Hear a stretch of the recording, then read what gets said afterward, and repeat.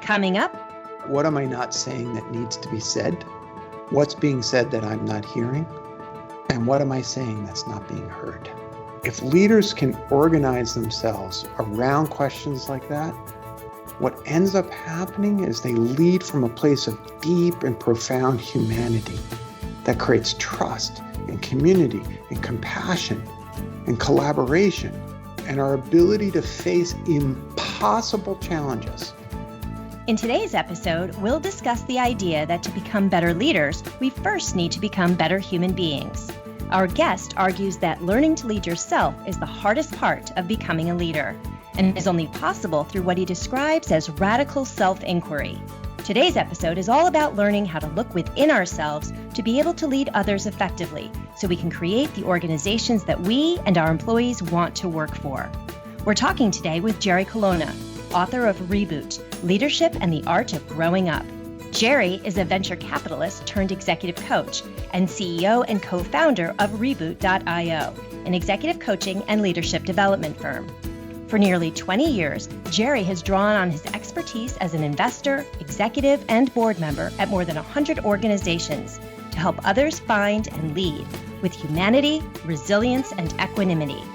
Our host for today's episode is Michael Siegel, Senior Education Specialist for Executive Education at the Federal Judicial Center. Michael, take it away. Thanks, Lori. Jerry, thanks so much for joining us. Well, thanks for having me, Michael. It's really a pleasure to be with you all. Thank you. Toward the end of your book, you say, so much of what I've learned about growing up comes from learning to lead. Can you explain this really provocative statement? Sure. I think that the best way to understand what I'm trying to assert here is to look at the process of leading as the process of completing our human development. When I started to think about what did I believe to be true about leadership, I came to understand that simple equation that better humans make better leaders. Okay, that's easy to understand. And then the more interesting question arose, which was, well, then why do we have such difficult or such poor leadership? And I realized that we have such poor leadership is because we're not using the experience of leading to work on ourselves. We're spending 10, 12, 15, 16 hours a day in positions of authority and agency, and we're just dragging all of our unfinished business into those positions and not necessarily working on it. So I appreciate you call it provocative. For me, it's a challenge. Can you actually use the process of leading to finish the process of growing up? Really interesting perspective, and let me push that a little bit. In becoming a leader and becoming a fuller expression of ourselves, is this the same thing as being authentic? Well, being authentic is an expression of being our full selves, right? Being authentic, and Brene Brown has done a fantastic job of elevating the notion of vulnerability. I actually choose, though, not to use those words authenticity and vulnerability. I'm from Brooklyn. I get really simple. How about we show up and be real? And I think that that's what this is all about. This is about being real. It's about, therefore, being trustworthy. It's about, therefore, showing up in the fullness of yourself, including the parts of ourselves that we are not always proudest of.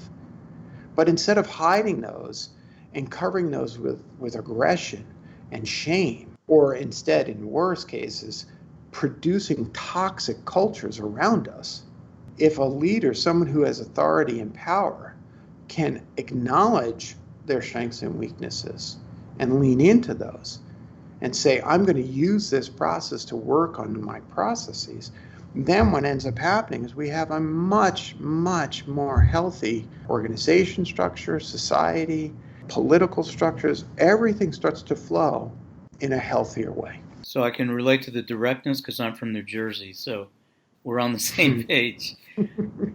You come to an expression, and you just kind of intimated this. The expression is radical self-inquiry. Right. Can you elaborate on this a little bit? I use this as a term to describe what I call the process by which the masks that we wear to protect us are compassionately and skillfully stripped away so that we have no place to hide anymore.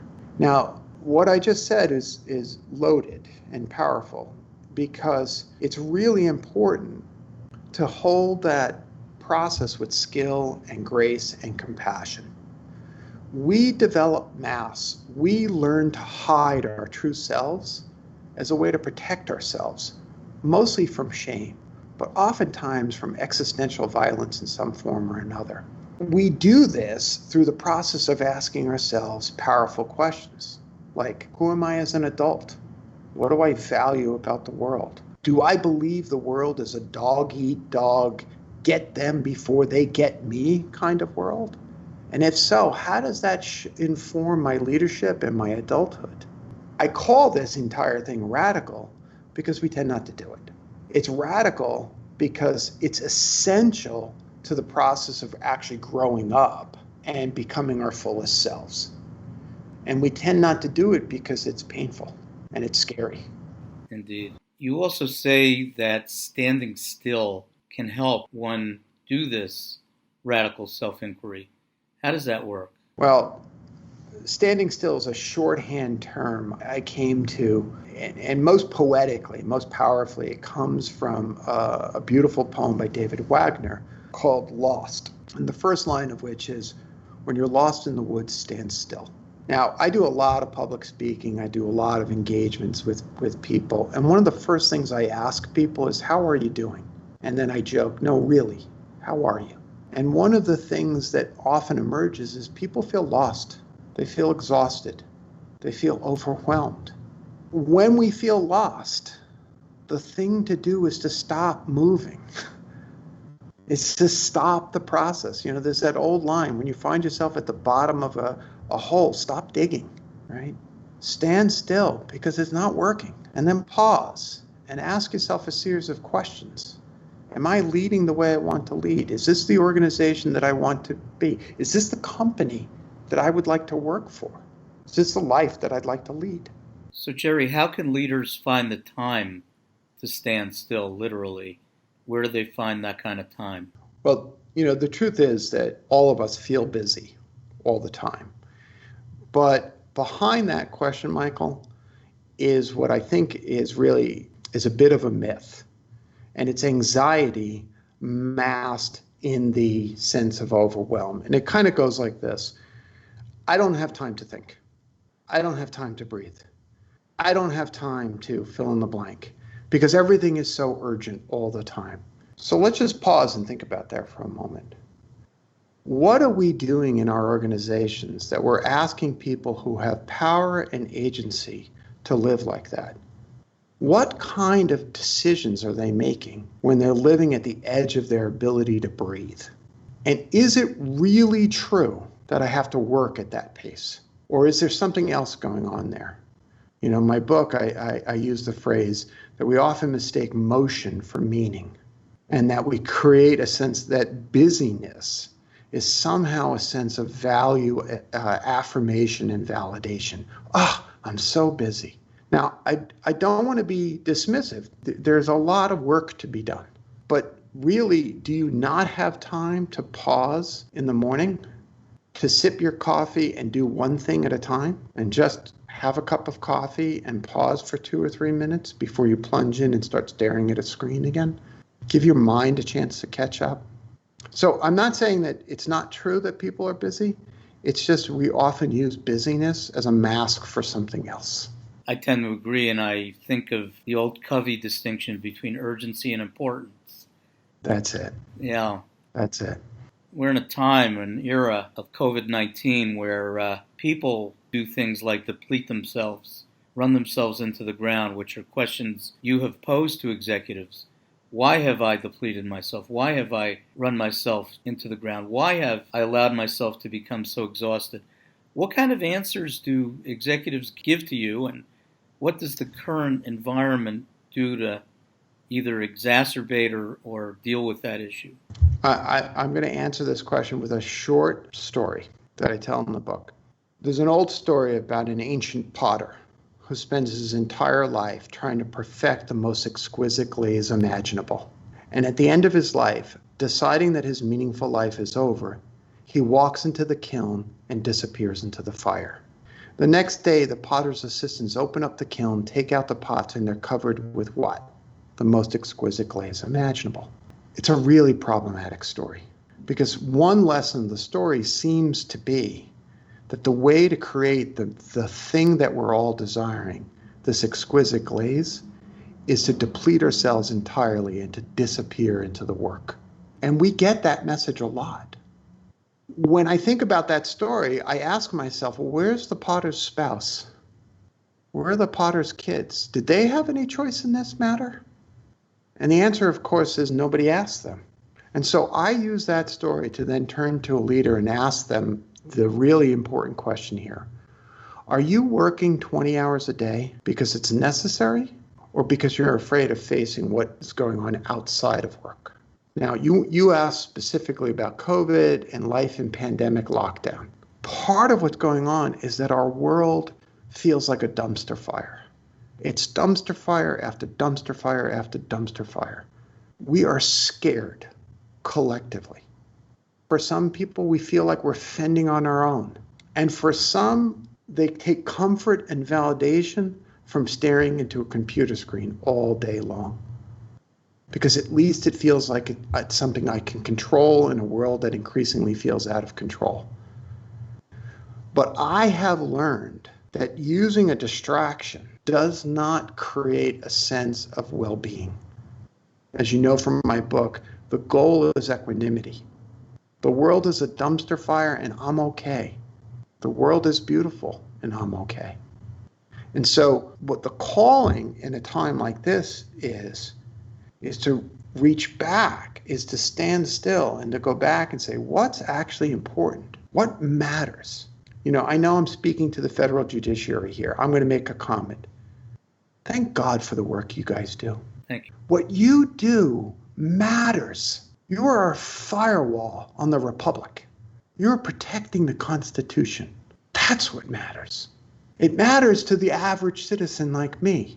And, you know, we can all forget that this branch of government exists, unless you're in trouble. These are the things that matter, and we lose sight of this.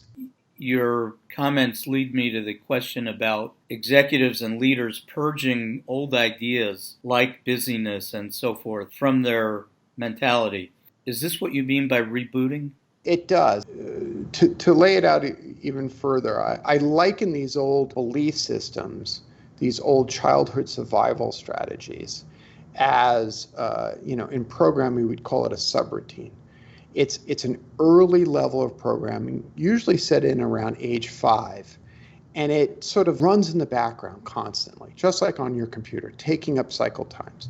So, for example, for me, one of those belief systems was it's better to be anxious than angry, because if you're angry, someone's going to get hurt, literally. And so anytime I would start to feel angry, I start to feel anxious.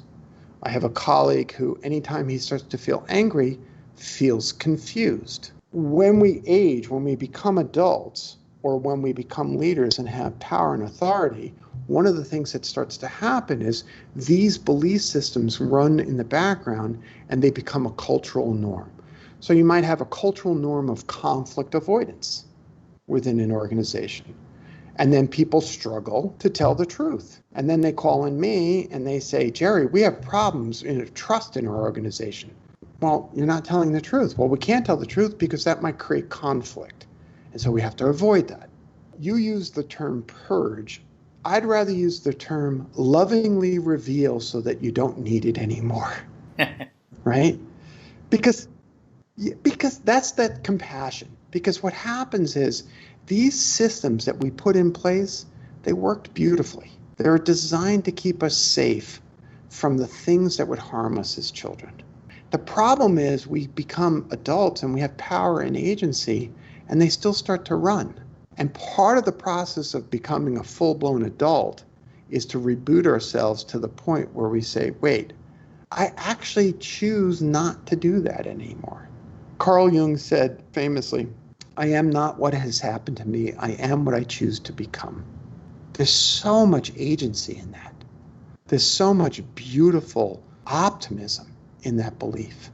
Now, to bring it back to leaders for a moment, When leaders choose not to examine themselves, when leaders choose for their own internal safety reasons to blame and externalize all responsibility, then we create a promulgation of toxicity within cultures.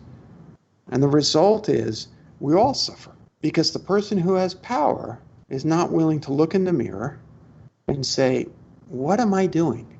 How have I been complicit in creating these conditions I say I don't want? Mm-hmm. How does it serve me to constantly feel busy?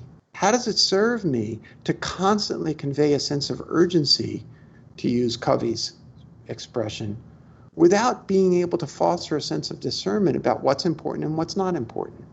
I was struck in your book when you talk about getting up in front of a group of new executives and asking them two questions. One, who here is brave enough to admit that they are truly terrified? And two, who's smart enough to admit they haven't a clue about how to do this job? Those are quite powerful questions. What kind of answers do you get from the executives? Well, invariably they laugh, which is what the intent is really to do. And by laughing, what I want to do is normalize two states. One state is anxiety. I don't know what to do. It's really scared. Who's ever led in a pandemic before? The last pandemic we dealt with was 1917, right? Yeah. So all those leaders are gone. That's scary. But it gets worse when we pretend that we're not afraid. And so by normalizing, I don't have the answers. I have to make things up. By normalizing the fact that we have anxiety, we actually lower the temperature of it. We make it less problematic within the organization. Think of the leader who's able to stand up and say to a group, I don't have the answers. I don't know what to do, but, and this is the important part, I believe in us. I believe in our collective ability to work together to come up with a thing to do that will take us out of this crisis, this moment, enable us to take advantage of the opportunity. Because I believe in our values. I believe in our purpose. I believe in our collective community. That's the kind of leader that I want. It's the kind of leader I want to be. Yeah, and the second part is so important. Actually, both parts are so important. You know, Michael, can I ask you a question? You're a scholar on leadership in many ways. I try. Thank you. One of my favorite things to do is to read biographies. And I think of people like Grant or Washington. In my projected ideal of some of the things that they do, I think of Washington at the end of his presidency with a kind of gravitas and a wisdom. I think of Washington in the Whiskey Rebellion. I think of versus Washington in the French and Indian War, where he was just sort of vainglorious and out there and ambitious and arrogant, but he got tempered by loss, by defeat, by hardship. I think of those leaders being able to say, I don't have the answer, but follow me anyway. Yes, and the ability to grow, which, as Washington did, which brings us back to your central thesis that leadership is about growing into our full selves, right? Yeah. And we have that capacity. Yeah. When you can step into those situations, so you asked about that sort of joking opening that I do with a lot of first leaders. One of the things that happens is when we step into that unknowing, when we acknowledge that that leadership is hard for each of us, just as growing up is hard for each of us, then we can access the sense of community that comes. We can access, oh wait, just like me, you struggle? Oh, so maybe I don't have to be so aggressive with you. Maybe we can be more collaborative. Maybe we can arrive at an answer together. Maybe not everything is a transaction and not everything is adversarial. Yes. And this is why networking with our judges, with our court unit executives, is so powerful that they can share those experiences. You know, until you just said that, it never occurred to me how lonely a job may be as being a judge and the weight that they may carry. I don't know. I'm projecting right now. No, you're accurate. It's hard. The weight of the world may rest on their shoulders. Mm-hmm. You know, I often think sometimes the fate of the republic can rest on their shoulders. I want to come back, Jerry, to poetry because you like Yeah. poetry. So do I. But you quote a few lines by John Donahue. I want to read them and then have you comment on them. When someone fails or disappoints you, may the graciousness with which you engage be their stairway to renewal and refinement. What is he saying about being a forgiving leader? Oh, God bless John O'Donohue. So for context, John O'Donohue, the late John O'Donohue, passed in 2008, and he was a priest. And those lines come from one of his poems in a book of blessings called To Bless the Space Between Us. And it's a beautiful book of blessings for things that you don't imagine. Blessing for the recently incarcerated. Blessing for parents who have lost a child to suicide. Blessing for those who hold power.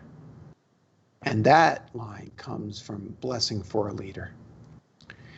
And what he's saying there is that part of essential leadership is the recognition that we all stumble, including ourselves.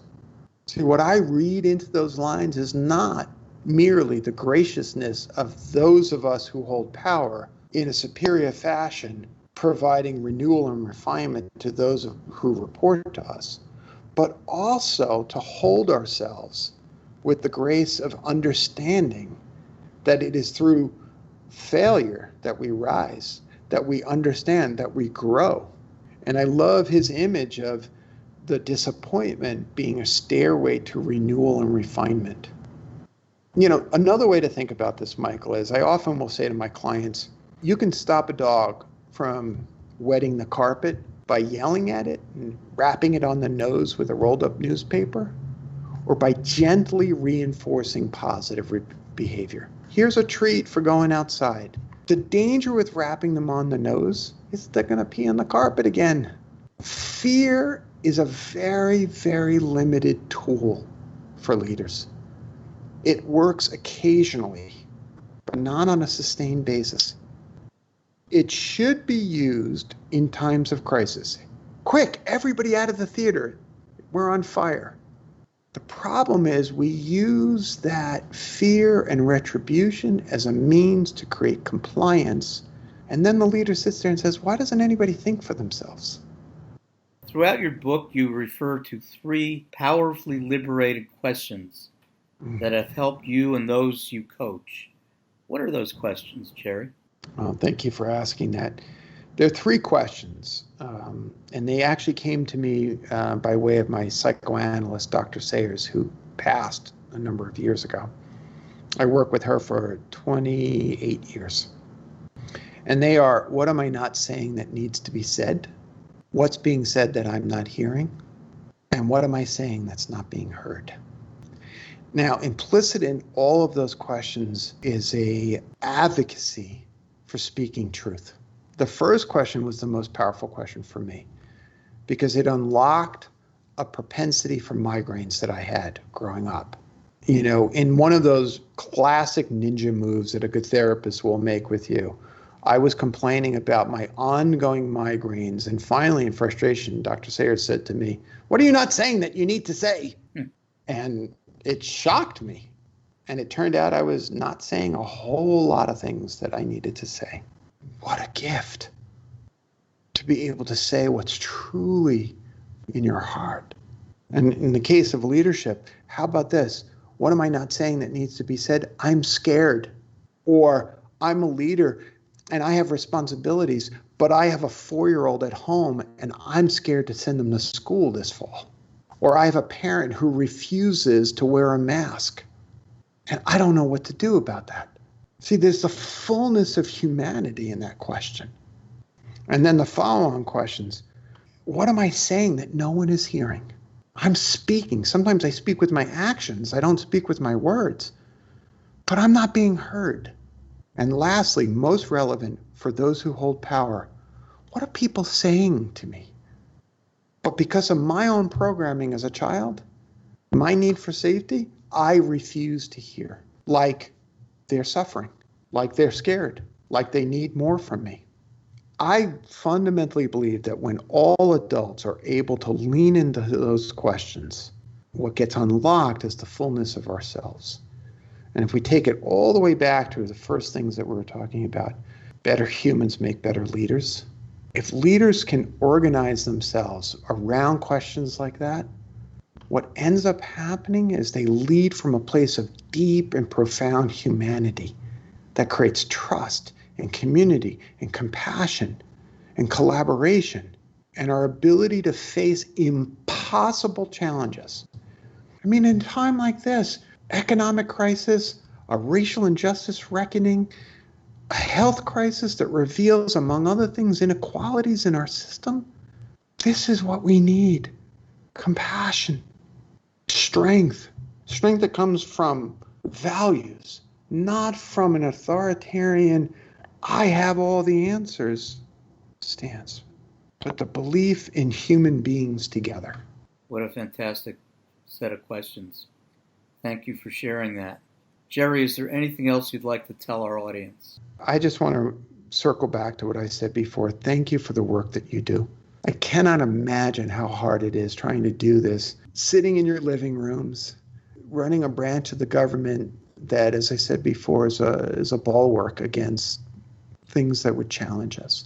So deeply appreciated. And I also want to thank you, Michael, for inviting me on. It's really been an honor to speak with you about these things. And I just hope that the book is a comfort to people and not just a guide. It's a mutual honor, and we really greatly appreciate it. Thank you again. Thank you, my friend. Thanks, Michael, and thanks to those listening. A reminder that Jerry's book is Reboot, Leadership and the Art of Growing Up. To hear more episodes of In Session, visit the Executive Education page on fjc.dcn and click or tap Podcast. You can also search for and subscribe to In Session on your mobile device. In Session, Leading the Judiciary is produced by Shelley Easter and directed and edited by Craig Bowden. Our program coordinator is Anna Glashkova. Special thanks to Chris Murray. I'm Lori Murphy. Thanks for listening. Until next time.